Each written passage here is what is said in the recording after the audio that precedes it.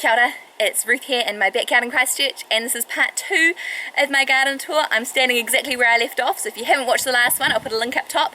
Otherwise join me as I go through the rest of my garden, starting here with the beans.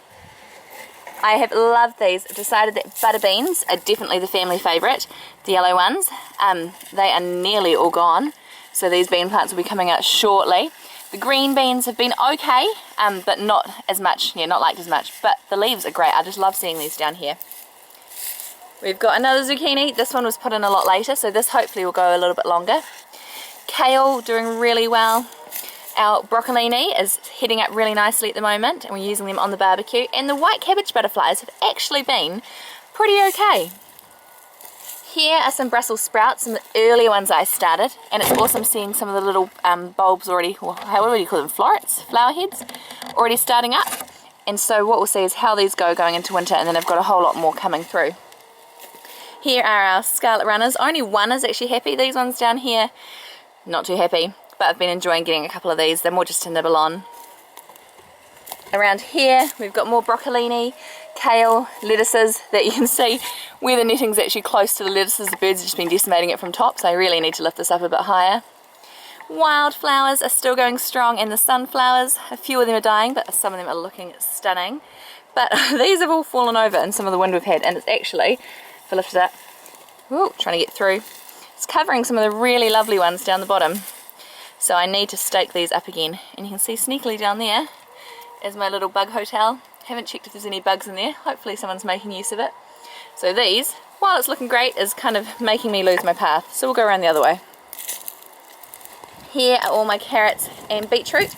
And if you are an expert in beetroot, I'd love to know any ideas of making them bulb up a bit more. I'll pull this one out. They've been in here for quite a while. I'm harvesting my carrots. Oh, that one's better.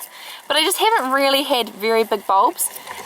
So if you know a trick to getting the bulbs big, they're really leafy, but I haven't really been feeding them. So what I need to feed them or not feed them, or any tips on beetroot would be greatly appreciated. Here I've got some of my seedlings. Here's some of the lettuce that I pricked out the other day. And again, they're netted so that the birds don't get them. Oh, hold on to this for a little while. Here, more tomatoes. These are my cherries, and we've been picking these slowly. We've got basil in between, and then under here we've got lettuce that I've been covering again so the birds don't get them. Oh, a lovely little bumblebee. Just say hi to that one. I might as well collect some eggs while I'm out here. It's always exciting, even though I know that we're going to get eggs every day. It's always exciting getting eggs. Oh, sometimes they don't all lay in the same box, but they have this time. And we pretty much get 5 eggs from our 5 girls every day. Sometimes we don't. So it's a 5 egg day. I think it's when it's been really hot that we don't get them. So it's nice. We'll go say hi to the girls. Oh, and because something else we realised we had, which is quite exciting. Hey girls! They're all going to want to come out because I've been letting them free range a lot recently. Nope, nope, nope, nope, no. This is from our neighbours, and we've been trailing it over an old raspberry frame. But look, we've actually got a whole lot of grapes under here. So, they're not ready just yet. Before, when we've had grapes, they've never really come to anything because the birds have all eaten them. I think having them in the chicken coop is actually a real big bonus because the chickens scare the birds away, but they are too high currently for the girls to jump and get them. They technically could actually jump over the fence and probably should actually be able to technically get them. Haven't yet, so we'll see how it goes. But let's keep going.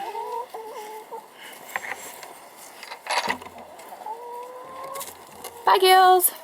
Sorry, closing the gate on you. Okay, we'll come over here. So I'll take you over to where the persimmon is. Now, I was really excited because we found 2 persimmons on the persimmon tree, but actually one of them fell off in one of the winds, or it might have just been that the persimmon couldn't sustain it, but we still have one on there, which is really exciting. Just a little one. So we'll see whether that goes into full fruit. Same with the crab apple. I thought we were getting no crab apples, and I found some. So we'll see how that goes. We can continue around here. So around here I haven't actually shown you much, it's kind of just the dumping area. Bins, great. Here is our pumpkin plant, but I'm really sad. So this door is on our compost bin. Used to be up and it was all inside. And a couple of days ago it all came out, and then I looked in the compost bin and there's holes. So I'm potentially sitting right next to a rat at the moment, which is a little bit yuck. We put a rat trap out, but so far nothing, and the rat trap's moved a couple of times, so I need to really check this out. Not keen on having rats in the garden, but our pumpkin's got pumpkins on. So we'll just see how it goes. With everything coming out, the pumpkin plant did look like it could die, but it should be okay. And over here is where I've got my worms. Let's have a quick peek at them. I love having worms, they are so easy. I think our biggest thing is not feeding them too much. Just got some cardboard to keep the moisture in. Might need some new cardboard soon. Looks like it's time to give them a bit of a feed again. But, oh, look at that. It amazes me when there's just some worms, I don't know, something really nice there. What is that? Apple? Pear maybe? Pear. Ugh. So if you don't like worms, you won't like this, but it's great because then I know that they're making more and more worm castings for me and more worm tea in the bottom. So, pretty happy worms at the moment, which is great.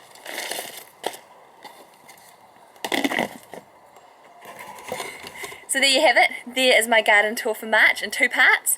Thank you for coming along with me. Thank you for watching. If you saw my previous video of my plan of March, you'll know that there's a lot more than I'm wanting to do this month. So keep checking out to see what I do. If you've got any tips and tricks of how to grow different things, I am still learning, so let me know and I'll try to share what I learn as well. So yes, thank you. We'll see you next time. Remember to subscribe if you'd like to see more. Ka kite.